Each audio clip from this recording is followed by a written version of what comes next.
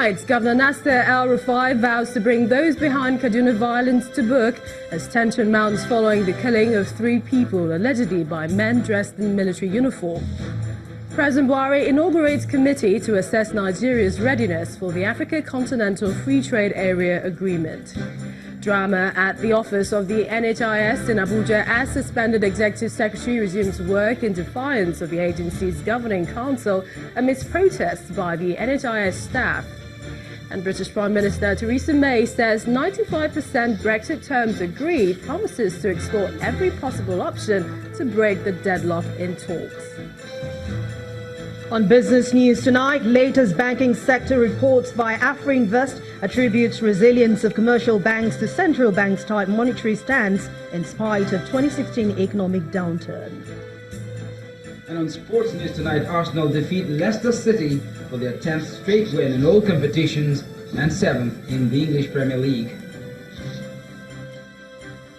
And from Abuja, former governor of Ekiti State, Ayodele Fayose, remanded in AFCC custody after pleading not guilty to corruption charges before a Lagos court.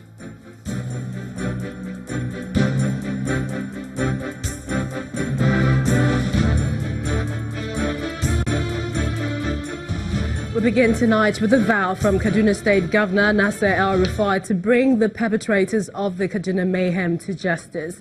Governor El-Rufai offered this assurance in a statewide broadcast today in Kaduna, the state capital. The governor was reacting to the violent incident in the Narayi area where 3 people were killed by some armed men following a crisis that erupted in the state capital. According to residents, the attackers dressed in military uniforms stormed the community in the early hours of today and opened fire on some young men who were guarding the area. The state government had on Sunday announced a 24-hour curfew in the affected communities, with security officers positioned along the streets of Kaduna metropolis. I address you today with a heavy heart, saddened by the violence and loss of lives in parts of our state since Thursday, the 18th of October 2018, when unrest broke out in Kasuwa Magani. The state government promptly imposed a curfew in the area. We visited Kasuwa Magani on Friday, the 19th of October 2018, to see things for ourselves, to commiserate with the people and to assess the security situation, which had by then become calm. We condemn the violence and extend our sympathy to the victims, survivors, and their families. I assure everyone affected that we'll seek justice for them and clearly underline that criminals will be punished according to our laws. Kaduna State, northwest Nigeria, is no stranger to violent clashes, and this year alone, about 100 lives have been lost in clashes. Although the state government imposed curfews, this does not seem to deter those behind the act. In this report, our correspondent, Oroluwa Shonibare, examines the situation threatening peace in the state. Security agencies have confirmed that the Etunumana was killed along with his wife at their residence in the early hours of today, 1st January 2018, by yet unknown assassins. A sour start to the year for the residents of Kaduna State, northwest Nigeria. The announcement of the gruesome murder of a traditional ruler and his wife. Condemning the crime, the statement from the state government further promised to bring those behind the act to book. As the months rolled by, violence attacks threatened the peace of the state, with August recording 48 deaths in Biringwari local government area. The state government and the security agents were able to keep the peace. Curfews were placed where skirmishes attempted to get out of control, and it seemed to have brought some calm. But the violence that rocked the state on October the 18th was too heavy to wish away. 55 people were reported to have been killed in clashes that erupted in Kasuwa Magani area of the state. The governor, Nasser El-Rufai, visited the scene and set a mission for the security agencies.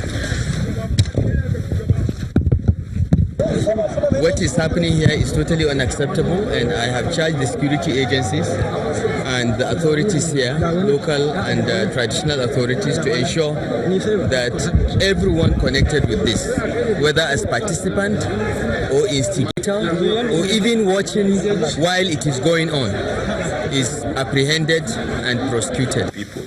The police produced results. Let the public know that 22 suspects directly involved in the killing of these innocent people have been arrested and they are now in police custody. But before the authorities could settle, another attack has hit the state. 3 people are dead and over 20 injured. How will the state handle this matter when fresh attacks spring as soon as peace knocks on the door? The authorities may have to step up their game to keep the people safe in Kaduna State before it totally gets out of control. Channels Television News.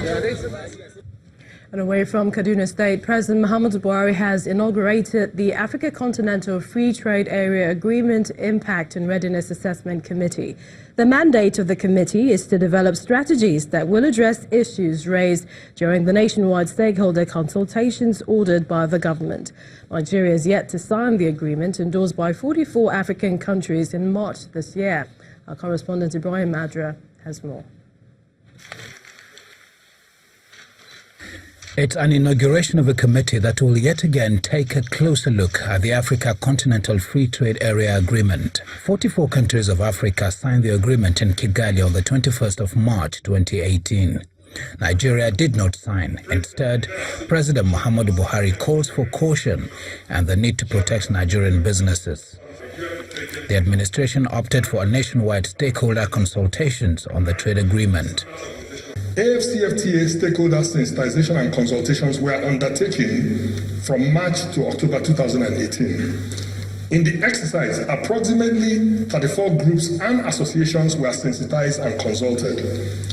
3,017 people or natural persons approximately were engaged in various sessions and meetings, and 5 communiques were adopted and signed in 5 geopolitical zones. There are issues arising from the consultations which necessitate setting up of another committee. The key issues raised by stakeholders were A, abuse of rules of origin, B, smuggling arising from difficulties in border controls, C, unqualified impacts of legacy preferential trade agreements, D, low capacity and capabilities of local business to conduct international trade, E, cost of finance, F, insufficient energy, and G, transport logistics, infrastructure, to mention a few.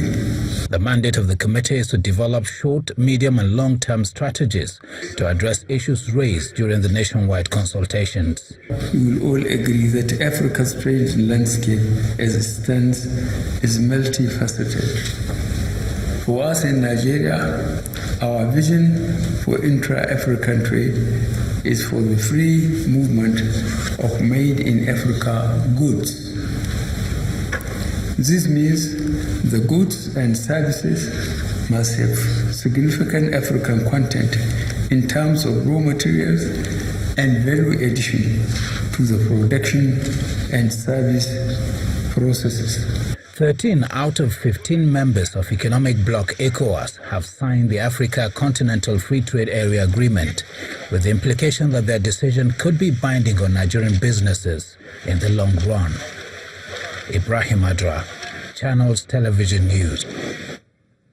In the meantime, the president has challenged Nigerians who are bent on leaving the country because of current difficulties to do so if they have another country. The president said this when he received the Kwara State All Progressives Congress governorship aspirant and members of the party from the 3 senatorial zones of the state in Abuja. While applauding his former second-in-command while he was military head of state, the late Major General Tunde Diabon, for his loyalty, President Buhari said, quote, "What I said long ago in 1984 is still valid today. "We have no other country but Nigeria. Others who feel they have another country may choose to go. We will stay here and salvage it together." End of quote. The president, who described Major General Pt.1 as having been extremely committed to the cause of positively changing the narrative about Nigeria, also commended APC supporters for their resolve to uniting and ensuring the party's victory in the 2019 elections. The Vice President, Professor Yemi Osinbajo, says years of impunity and a slow judicial process are some of the biggest obstacles to addressing corruption. In a question and answer session at the 24th Nigerian Economic Summit in Abuja, Professor Osinbajo described the impact of corruption in the country as unimaginable. Our correspondent, Gloria Mizuke, reports. The Vice President, Professor Yemi Osinbajo, joined hundreds of local and international business leaders at the 24th Nigerian Economic Summit in Abuja. Yes. Poverty to prosperity formed the crux of discussions as the Vice President, at a question and answer session, spoke of the struggle and challenges inhibiting the fight against corruption. Confronting it is crucial because you really can't avoid it. What happens when you try to dismiss someone who's corrupt? Like, who is it that calls you? Who is it that puts pressure on you not to do that?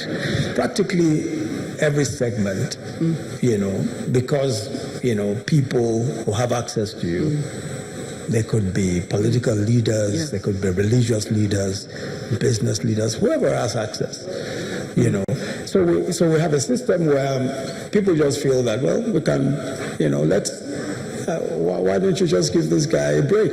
It's not, and I don't think that people necessarily feel that there's anything wrong with that, which again is part of the problem. Professor Osinbajo underscored the fact that it takes only a handful of individuals to push against systemic corruption. We need to pay some attention also to judiciary and judicial personnel and to ensure that they are and remain persons of integrity. But more importantly, we need to really interrogate the criminal process.